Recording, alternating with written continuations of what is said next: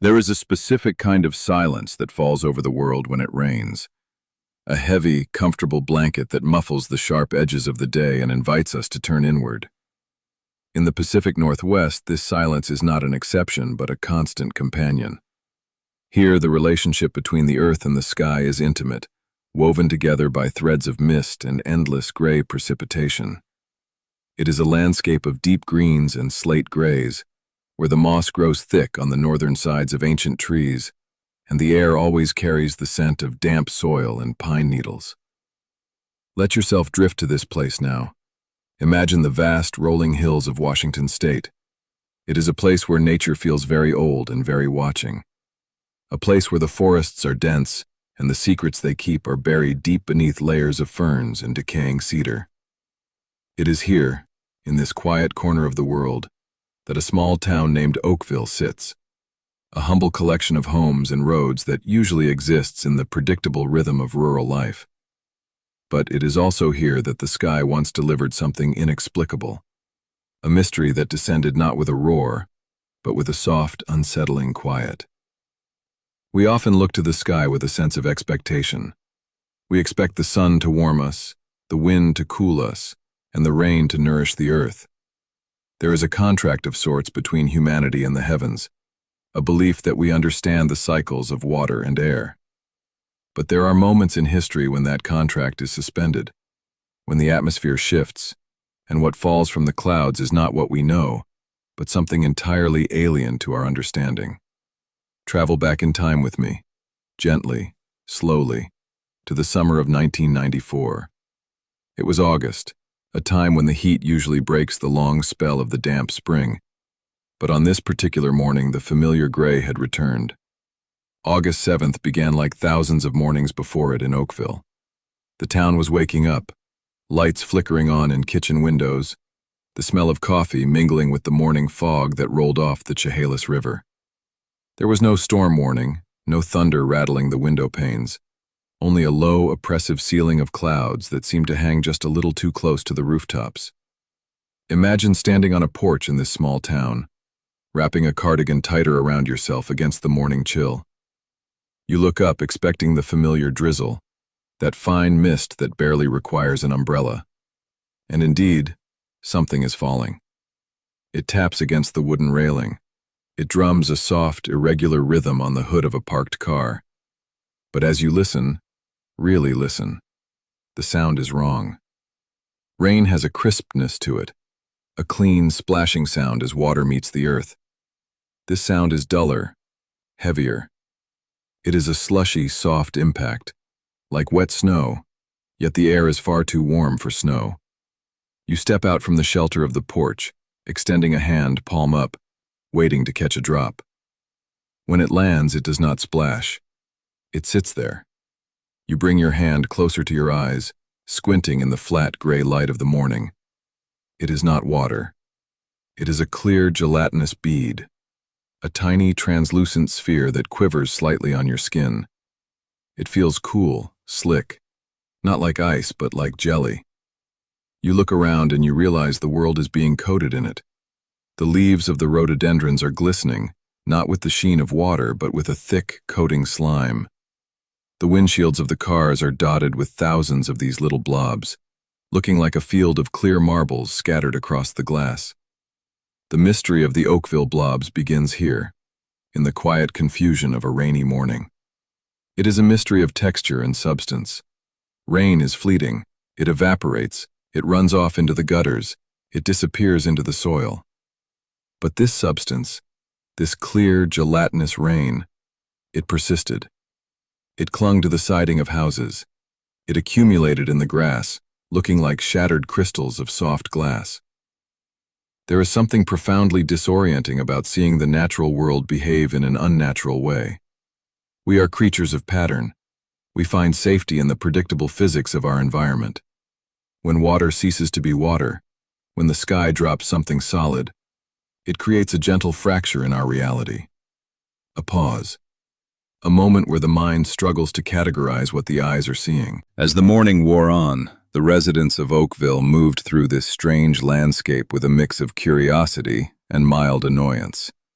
It was quiet.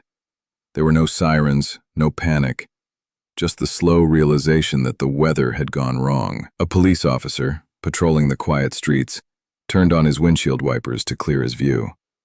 But instead of sweeping away the moisture, the wipers merely smeared it, turning the windshield into a blurred, opaque sheet of slime. He had to pull over, stepping out into the drizzle to touch the glass, his fingers coming away sticky and confused. Picture the scene. The town is silent, save for the soft, thumping rain of these gelatinous beads. They fell over a range of 20 square miles, a vast, invisible net cast over the hills and the valleys. From a distance, it looked like a normal storm, but up close, the world was being transformed. The substance was translucent, almost beautiful in a strange, clinical way. It caught the light, holding the gray of the sky within each tiny, individual blob. It is said that the blobs were roughly half the size of a grain of rice, some larger, some smaller. They were uniform, consistent, as if they had been manufactured rather than formed by the chaotic forces of a storm. They lay on the asphalt, glittering. They lay on the roofs of barns. They settled into the troughs of farm animals. Let us linger on this image for a moment, the sheer strangeness of it. The Earth is a planet of water. Our atmosphere is a machine designed to cycle water, and yet here was a substance that defied that cycle. It was wet, yes, but it held its shape. If you poked it, it wobbled. If you gathered it, it felt substantial, a mass of biological or chemical matter that had no business falling from a cloud. The mind begins to wander to the source, looking up into that impenetrable gray canopy. What was happening up there? Was it a trick of the wind? A sweeping up of something from the ocean carried miles inland and dropped? Or was it something else? Something falling from higher up? The clouds over Oakville keep their secrets well. They are thick and layered, hiding the upper atmosphere from view. On that day, they acted as a curtain, a veil behind which this strange alchemy was taking place. As the hours passed, the rain continued intermittently. It would stop, allowing the town a breath, a moment to inspect the damage, and then it would begin again, that soft, heavy thudding returning to the roofs. People came out of their houses holding umbrellas that were quickly coated in the slime. They pointed at the ground. They gathered samples in jars, clear glass jars filled with clear jelly-like beads. A souvenir from a sky that had forgotten how to rain. In the quiet of the aftermath, before any answers were sought, there was just the phenomenon itself, a pure, unexplained event. It is rare to encounter a true mystery, something that cannot be immediately Googled or explained away by a weather app. In 1994, the world was a larger place. Information traveled slower. The people of Oakville were alone with this. Just them, the gray sky, and the gelatinous rain. Imagine the tactile sensation of the air that day. Heavy, humid. The smell was distinct, not the fresh ozone scent of a thunderstorm, but something faintly metallic, perhaps a little sweet, or perhaps a little sour like stagnant water. It was a scent that triggered a primal instinct, a subtle warning that the air was not quite right. Yet the peacefulness of the setting remained. The trees did not shake. The birds, though quieter than usual, still flitted between the branches. The anomaly was silent. This is the beginning of the riddle, a riddle written in rain that wasn't rain. It invites us to question the boundaries of what we consider possible. We drift through our lives assuming the sky is empty space, a void through which planes fly and clouds drift. But perhaps the sky is more like an ocean, a vast, fluid medium with its own currents, its own debris, its own hidden life. On August 7, 1994, the ocean of the sky spilled something onto the shores of Oakville. As we settle into this story, let go of the need for immediate answers. The comfort here lies in the observation, in the slow, detailed witnessing of the unknown.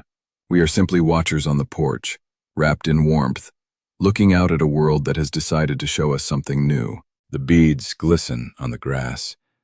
The mist swirls around the pine trees.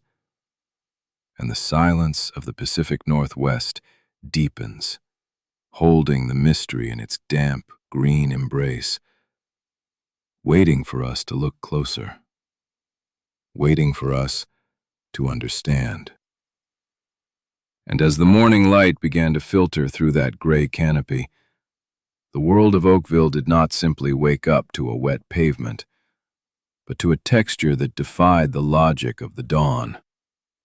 The rain had ceased, or so it seemed, yet the evidence of its falling lay scattered across the landscape like thousands of tiny lost treasures. If you were to step off that porch now, placing your boots softly onto the damp earth, you would find that the ground was not merely wet with water. It was adorned with something far more curious. Imagine crouching down, the scent of damp fir needles and wet soil filling your lungs, and bringing your gaze level with a fern frond. There, balanced precariously on the tip of a green leaf, sits a single bead of this substance. It is not a droplet that runs or drips. It holds its shape, a small, gelatinous sphere, clear as glass but firm enough to resist the pull of gravity. It captures the diffuse light of the overcast sky, holding a miniature, inverted world within its curve. When the townspeople touched it, there was a sensation of surprise, a tactile confusion. It was not cool and fluid like rain. It possessed a substance, a certain body, reminiscent of clear jelly or the softest ice that is not yet melted. It was soft to the touch, yielding gently under the fingertip, leaving no residue, yet asserting its presence as something undeniable, something solid. Throughout the town, this strange confetti of the clouds covered everything. It sat upon the rooftops of the quiet houses. It clustered on the windshields of parked cars.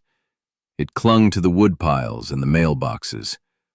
A coating of translucent jewels, a silent decoration provided by the atmosphere, turning the familiar streets of this small Washington town into a landscape from a dream. It is in these moments of high strangeness that the mind seeks a pattern, a reason for the unreasonable. But here, in the quiet of the morning, there was only the phenomenon itself, waiting to be witnessed. As the day wore on, a heaviness began to settle over the town. It was not a sudden event, but a gradual deepening of the atmosphere, a shift in the internal barometer of the people. The mystery of the substance seemed to seep from the physical world into the biological, bridging the gap between the sky and the body. Those who had spent the most time outdoors, those curious souls who had looked up or touched the glistening beads, began to feel a profound wave of fatigue. It was as if the energy of the storm had been inverted, turning from a turbulent wind into a deep internal stillness. A gentle vertigo, a softness behind the eyes, a compulsion to simply lie down and let the world drift away. Reports of this feeling drifted through the town like a slow-moving fog. It was not a panic. The pace of Oakville is too steady for that. It was more of a collective slowing down, a hibernation in the middle of August. People retreated into the warmth of their homes, drawing the curtains against the gray light, wrapping themselves in blankets as a flu-like lethargy took hold. The town grew quieter still, the streets emptying, leaving the gelatinous rain to glisten alone on the asphalt. Officer Lacey, a man accustomed to the routine rhythms of patrol, found himself at the center of this quiet storm. He too felt the pull of that strange exhaustion, the blurring of the sharp edges of reality. But the duty of observation, the need to understand, kept him moving through the mist. Imagine the sound of his patrol car, the tires rolling slowly over the wet road, a low hum that vibrates gently through the chassis. He pulls over, the engine ticking as it cools, and steps out into the silence. He is there to collect, to preserve, to carry a piece of this mystery from the open air into the light of understanding. He produces a glass jar, the lid unscrewing with a soft metallic rasp. With a gloved hand, careful and deliberate, he gathers the substance. It slides into the glass vessel with ease, stacking upon itself, a clear, wobbling mass of matter that belongs neither to the earth nor the sea. He seals the jar. The mystery is now contained, captured. The drive to the hospital is slow. The windshield wipers sweep back and forth, a rhythmic metronome counting down the moments. Swish, swish, swish, clearing away the mist that continues to cling to the glass. Inside the car it is warm and dry, a small capsule of safety moving through the unknown. We follow the jar now. We leave the damp, gray outdoors and enter the sterile, bright calm of the laboratory. The air here is different. It smells of clean linen, rubbing alcohol, and dust-free spaces.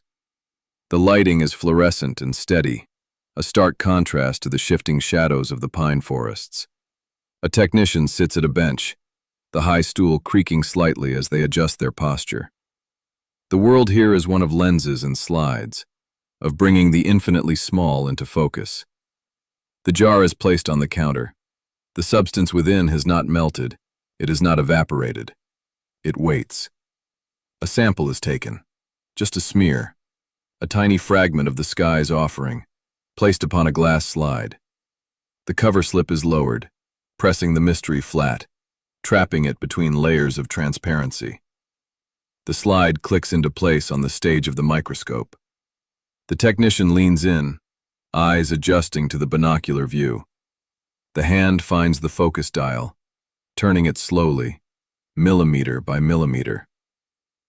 In the blur, there is potential. In the focus, there is revelation. As the image sharpens, the light passing through the translucent gel, a landscape emerges. It is not the crystalline structure of ice. It is not the chaotic debris of dust or pollution. It is organized. It is complex. Floating within the clear medium, suspended like stars in a fluid galaxy, are cells. The technician blinks, pauses, and looks again. The magnification is increased. The view plunges deeper into the drop. There are nuclei, membranes, structures that speak of life. But what kind of life falls from a cloud? The identification is made, tentatively at first, and then with growing certainty. They are white blood cells. Let the strangeness of that sink in.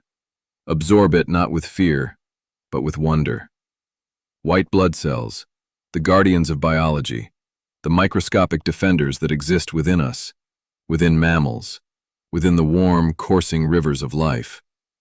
Here they are, alive and intact, suspended in a raindrop that fell from a gray sky in Washington. The silence of the laboratory deepens. The hum of the refrigerator in the corner seems to grow louder. The technician sits back, the mystery expanding rather than contracting. How can the sky bleed? How can a cloud hold the biological building blocks of a living creature? The mind begins to wander through the possibilities, drifting like a boat cut loose from its moorings. Could it be, as some whispered, the result of something oceanic? We return to the idea of the sky as a mirror to the sea. There were theories of military exercises, of explosions far out in the Pacific, sending plumes of water and jellyfish debris high into the stratosphere, carried on the jet stream to fall gently upon Oakville. Picture a school of jellyfish, those ghostly drifters of the deep, transparent and gelatinous, dissolved into the atmosphere, becoming rain. It is a poetic thought, a cycle of water and life, the ocean visiting the mountains. Or perhaps, something more terrestrial yet equally strange. A flock of birds, hidden within the dense clouds, caught in some unseen turbulence. But there were no feathers, no bones, only the pure cellular essence, the fundamental jelly of existence. The theories swirl like the mist outside, nebulous and impossible to hold. Waste from an airplane toilet, dismissed because the color and composition were wrong. This was not waste. It was clean biological material. We drift back to the image in the microscope. The cells, waiting. They are not inert. They are reactive. When placed in contact with other substances, they behave. They interact. They are a biological riddle written in the language of immunity. The sample sits in the jar, a clear, innocent-looking goo. Outside, the town of Oakville sleeps its heavy, flu-laden sleep. The cats are curled tight on the rugs. The dogs are silent in their kennels. The people drift in fevered dreams, dreams where the sky is heavy and the rain is alive. There is a profound isolation in this moment. The town is cut off, not by road or by wire, but by experience. They are living through an event that the rest of the world considers impossible. They are the chosen observers of an anomaly. And in the laboratory, the analysis continues. The substance is poked, prodded, cultured. It is found to contain 2 species of bacteria, Pseudomonas fluorescens and Enterobacter cloacae. Names that sound like ancient spells. Latin incantations describing the invisible life that shares our world. These bacteria are common, found in water, in plants, in the gut. But here, wrapped in a matrix of white blood cells, falling from the troposphere, they become alien. The puzzle pieces do not fit. They belong to different puzzles entirely. One piece is from a biology textbook, another from a meteorology report, another from a dream journal, and we are asked to assemble them into a single picture. So we sit with the pieces. We do not force them together. We let them float in the space of our minds. The rain that is cells, the sickness that is sleep, the sky that is an ocean. The afternoon light begins to fade, the gray turning to a deep, bruised purple. The trees of the Pacific Northwest stand as silent witnesses, their needles dripping, not with water, but with the memory of the blobs. The air grows cooler. The mist thickens, wrapping the laboratory, the police station, the quiet houses in a soft, white embrace. We are suspended here, in the middle of the mystery.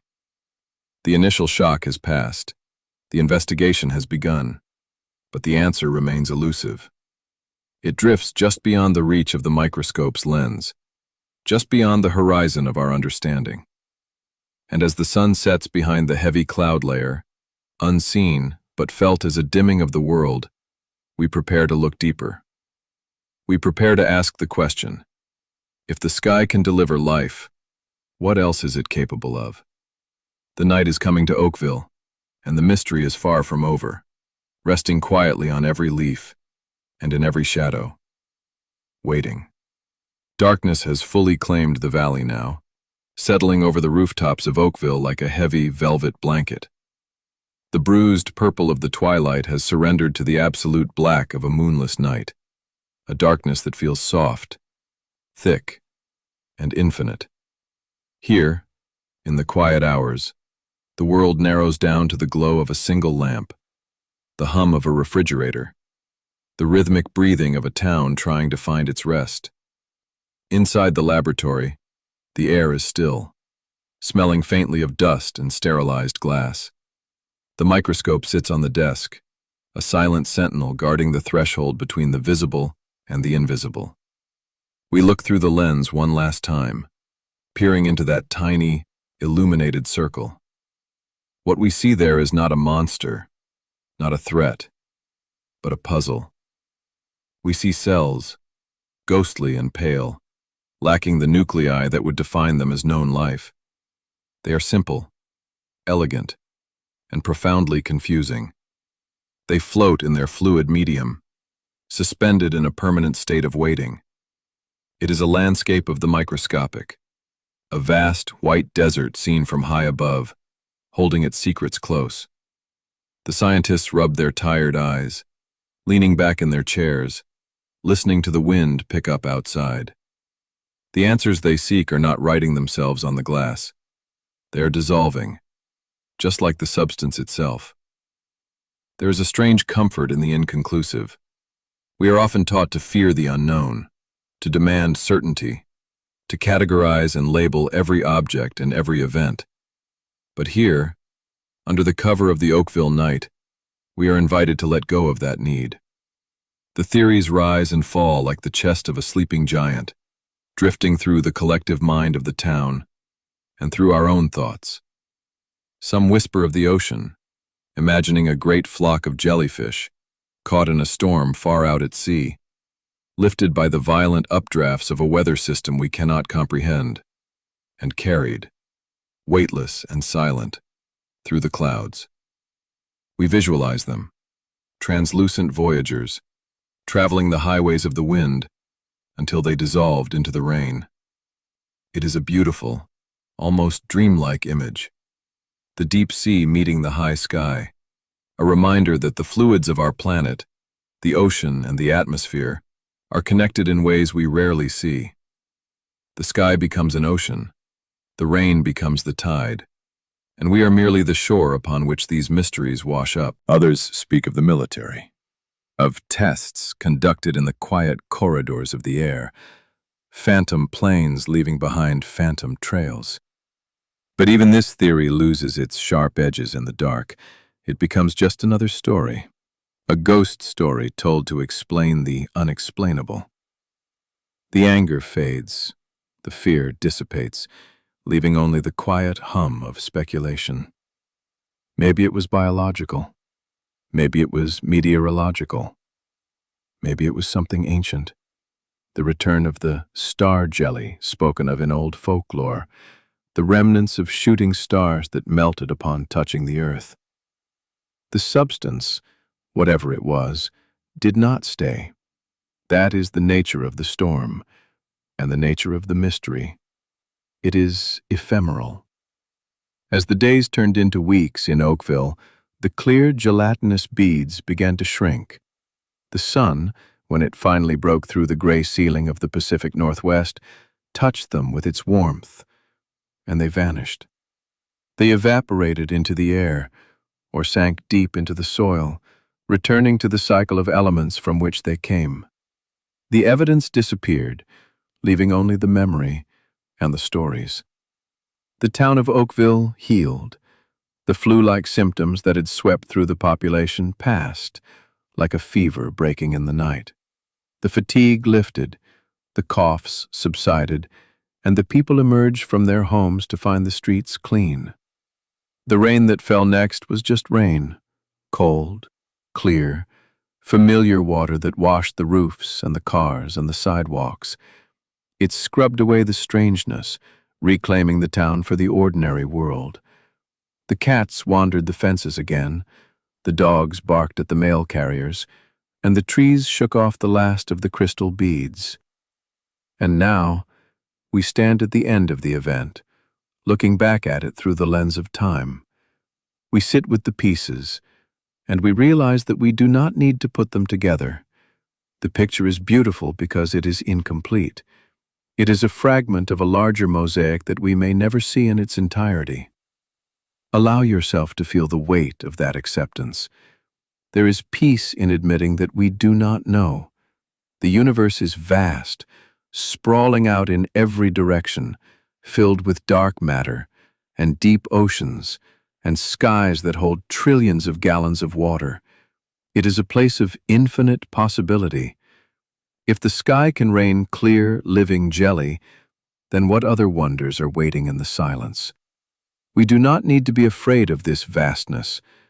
We can rest in it, like a swimmer floating on the surface of a deep lake, held up by the very thing they cannot fully understand. The night in Oakville is calm now. The investigation has cooled. The files are closed, tucked away in cabinet drawers that will rarely be opened. The microscope is covered. The lights are turned off, one by one, until the valley is a reflection of the dark sky above. Bring your attention back to your own space. to the sanctuary of your own room. Feel the stillness around you, mimicking the quiet of the empty streets. The mystery of the Oakville Blobs is not a puzzle you need to solve tonight. It is a bedtime story, a curious fable from a sleepy town, drifting away as you close your eyes. Imagine the rain falling again, but this time it is a gentle, soothing rain. It is the sound of nature lulling the world to sleep. It taps softly against the glass, a rhythmic, hypnotic drumming. Patter, patter, patter. It washes away the tension in your shoulders. It smooths out the worry in your brow. You are safe here. The sky above you is calm. The roof above you is strong. The world is resting, and you are resting with it. Let the image of the translucent spheres fade, turning into bubbles that pop and vanish in the air. Let the gray clouds disperse, revealing a deep, indigo night sky sprinkled with the steady light of the stars. These are not falling stars. They are fixed, constant, watching over you. Your breathing is slow and deep, matching the slow rolling mist of the Pacific coast. In and out, in and out. The mystery has drifted beyond the horizon, leaving only silence, a comfortable, heavy silence. Everything is as it should be. The questions have faded. The answers do not matter. Only the sleep matters now. Only the heavy warmth of your blankets and the softness of your pillow. You are sinking deeper and deeper into the velvet darkness. The town of Oakville sleeps. The trees sleep. The sky sleeps. And you are drifting, drifting, drifting into the quiet, peaceful, unknown. Good night.